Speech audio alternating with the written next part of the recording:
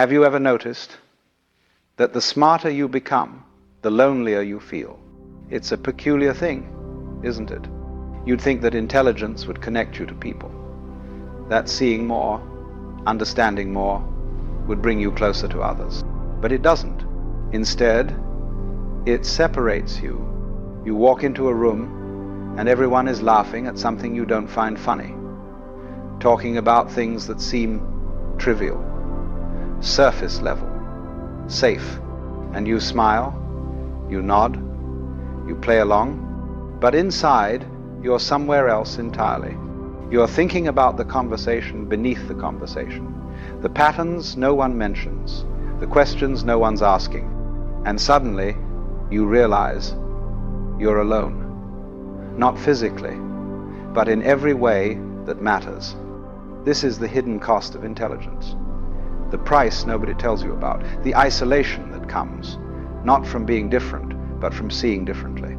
Let me tell you something about intelligent people, something that might explain why you feel the way you do. Intelligence isn't just about knowing more, it's about perceiving more, connecting dots that others don't see, following thoughts to their logical conclusions, even when those conclusions are uncomfortable.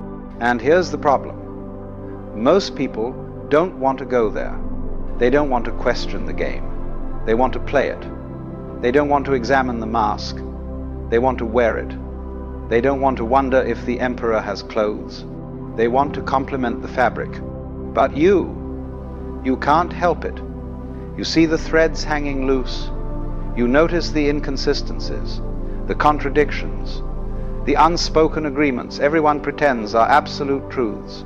And when you point them out, even gently, even playfully, people get uncomfortable.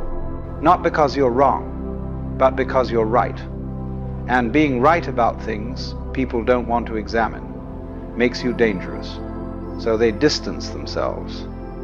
Not consciously, perhaps, not maliciously, but they do. They stop inviting you to things. They keep conversations shallow around you. They call you intense or overthinking or too serious. And you learn to keep your thoughts to yourself. You learn to dumb it down, to speak in half-truths, to laugh at jokes you don't find funny, to nod along with opinions you don't share. You learn to hide, because full honesty, you've discovered, is social suicide. Authentic expression is loneliness in motion. Being truly yourself means being truly alone. And so, intelligent people find themselves in this strange position, surrounded by others, but profoundly isolated, speaking, but never really heard, present, but not quite there. It's not that you think you're better than anyone. That's not it at all. In fact, you'd give anything to just fit in, to care about the things they care about, to find meaning in the conversations they have, but you can't. You've seen too much, thought too deeply, gone too far down the rabbit hole to come back and pretend the surface is all there is. This is what people don't understand about intelligence. It's not a gift you can put down. It's not a switch you can turn off. It's a lens you see through permanently. You can't unsee patterns once you've seen them. You can't unknow things once you know them. You can't go back to simple answers once you've understood the complexity.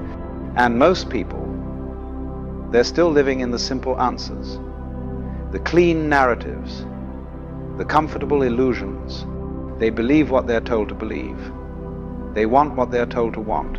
They fear what they're told to fear, not because they're stupid, but because it's easier, safer, less lonely. But you can't do that anymore. And that's why you're alone. Now, here's where it gets interesting. This loneliness you feel, this isolation, it comes in stages. And understanding these stages might help you realize you're not broken. You're just awake in a sleeping world. The first stage is confusion. You're young, perhaps, or newly aware, and you start noticing things don't add up. The adults are saying one thing but doing another. Society claims to value truth but punishes honesty. People preach kindness, but practice cruelty when no one's watching. And you think, maybe it's just me. Maybe I'm missing something. Maybe everyone else understands something I don't. So you try harder.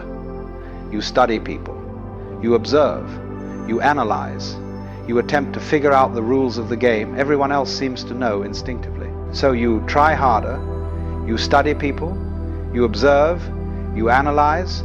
You attempt to figure out the rules of the game everyone else seems to know instinctively. But the more you understand, the less it makes sense. The rules are arbitrary, the game is rigged, and everyone's pretending not to notice. That's when you enter the second stage, frustration. You try to explain what you see. You point out the contradictions. You ask the questions that expose the illusions. You speak the truths everyone's thinking but no one's saying. And you're met with resistance, denial, hostility even. People tell you you're overthinking.